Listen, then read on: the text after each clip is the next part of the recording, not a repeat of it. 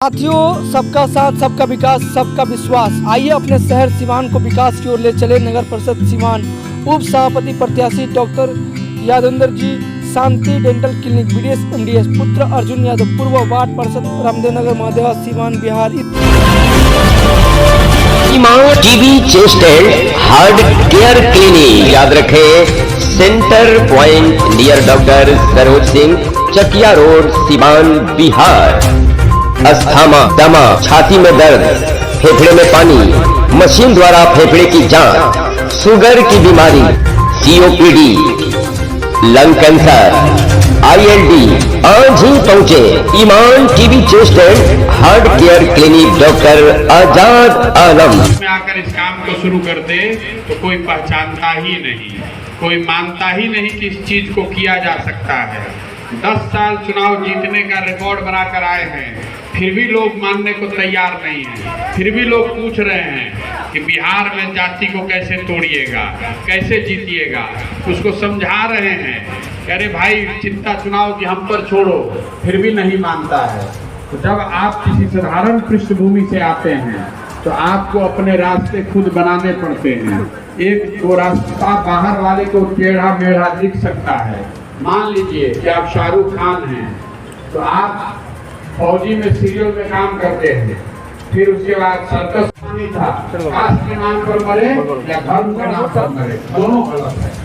आप कहिएगा कि नहीं हम आरजेडी का समर्थन करते रहेंगे, वो ठीक नहीं है। मैं उस बात का समर्थक नहीं हूँ। आइडियोलॉजी होनी चाहिए, but not at the cost of humanity and objectivity.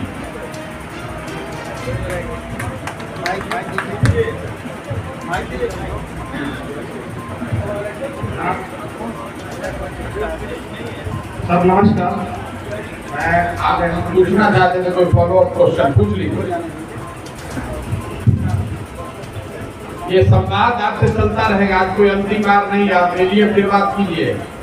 नहीं, वो तो मिलते ही रहेंगे। मैं ये पूछ रहा था कि ये बिल्कुल सही कहा आपने कि आदमी को ब्लाइंड नहीं होना चाहिए, और blind support it will lead to devastation, इसमें कोई दो राय नहीं है। मैं I do agree with you, लेकिन एक विचारधारा तो होनी चाहिए, आपका एक एजेंडा भी सेट होना चाहिए। मैंने बताया left of centre, closest to what Gandhi would have prescribed in present India.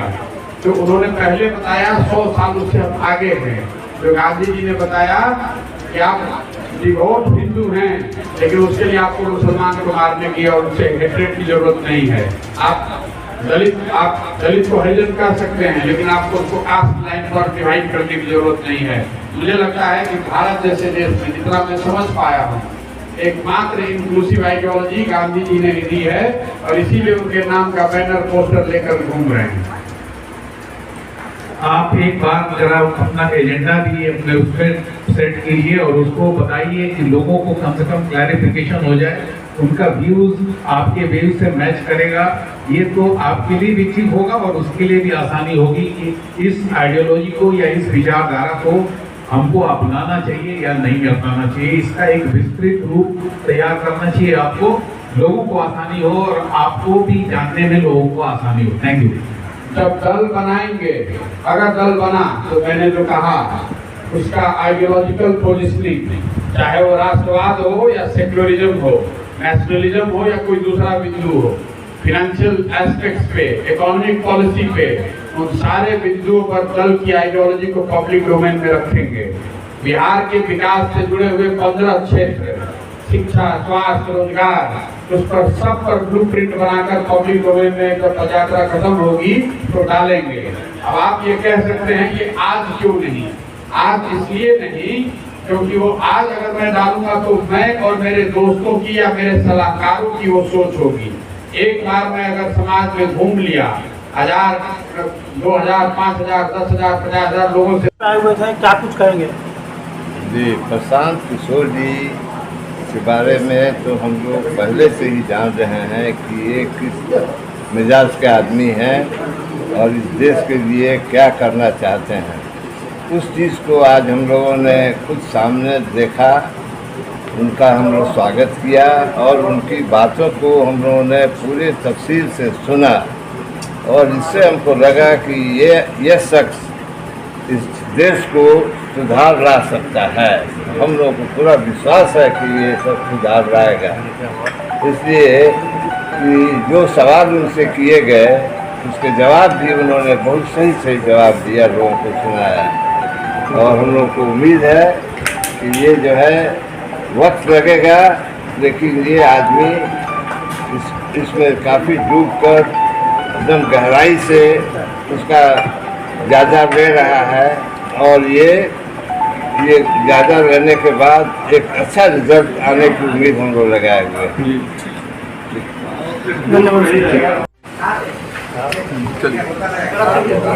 सवाल करेंगे आप। प्रशांत किशोर जी का आज कार्यक्रम हुआ आपके यहाँ, क्या कुछ कहेंगे?